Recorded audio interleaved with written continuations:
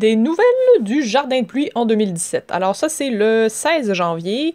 23 janvier, on a de la grosse couche de glace pendant l'hiver. 25 janvier, la neige qui retombe. Et le 9 février, on a toujours de la glace, mais ça a très bien fonctionné à travers l'hiver, pas de problème. Ça, c'est le 1er mars. Donc on voit que naturellement, tout n'est pas entièrement dégelé. Il y a beaucoup de cochonneries dans le jardin de pluie, donc l'infiltration se fait pas énormément à cette époque-là de l'année, ça déborde. 1er mars encore, et enfin 21 mars, graduellement, tout fond de plus en plus. 18 avril.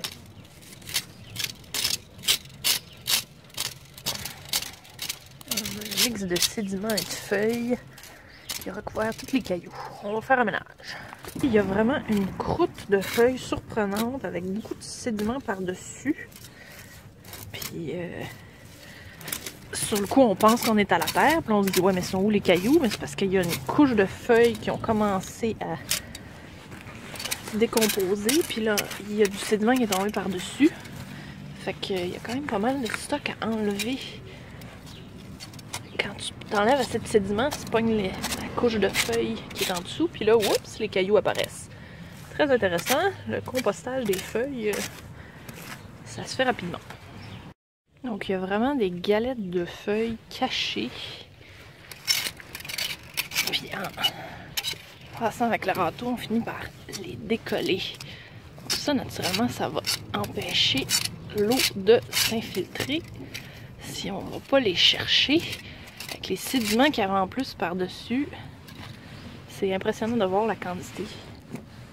J'aurais peut-être dû faire plus de ménage à l'automne, bien sûr. Mais il y a aussi les sédiments qui se sont accumulés. Ça, c'est une ruelle. Il n'y a pas de sel. On met des petits cailloux l'hiver, mais je peux pas dire que je remarque tant de petits cailloux que ça. On met pas de sable. Ça n'a pas l'air du sable de toute façon, le petit sédiment. C'est impressionnant.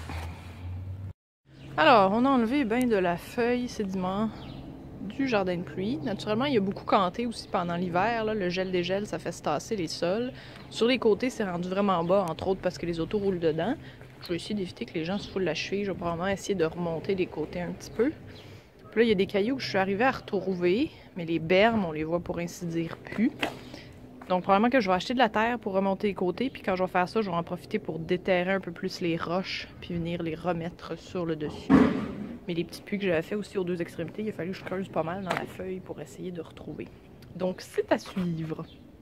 Donc, ici encore des photos du 18 avril avant que je fasse le ménage, pendant que je fais le ménage. Ça, c'est le 26 avril. J'avais remonté mes côtés, refait mes bermes.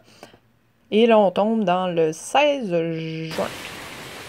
Et là, ben, en juillet, il y a eu un gros orage le 31 juillet. Entre la dernière photo et celle-là, j'avais rajouté du caillou. Donc, on voit beaucoup d'eau qui passe, mais il y a pas mal de cailloux dans le jardin de pluie. Et on voit que le lendemain, 1er août, pas de problème, pas d'érosion. Il n'y a pas de sédiment qui a été traîné jusqu'à l'égout. Donc, la clé, c'est vraiment d'avoir des cailloux. Essayez pas de mettre du paillis. Votre paillis, c'est des cailloux. Les violas sont vraiment bonnes au milieu. Ils survivent bien, puis ils se sont étendus, puis ils sont pas trop hautes. Donc, c'est un bon type de plante pour ça. Fait que, bref, conclusion pour la première année... s'assurer de faire plus de ménage à l'automne, ménage aussi au printemps. Les cailloux vont canter dans la terre et vous allez les voir disparaître. Donc, soit les rechercher, mais c'est probablement moins compliqué de juste racheter du caillou. Mais c'est sûr que vous voulez pas en finir par avoir un jardin de pluie qui est juste un tas de cailloux, sauf qu'en surface, c'est important. Puis ça commence quand même à être pas mal vert. Donc, j'ai hâte de voir ça au fil des prochaines années. Merci!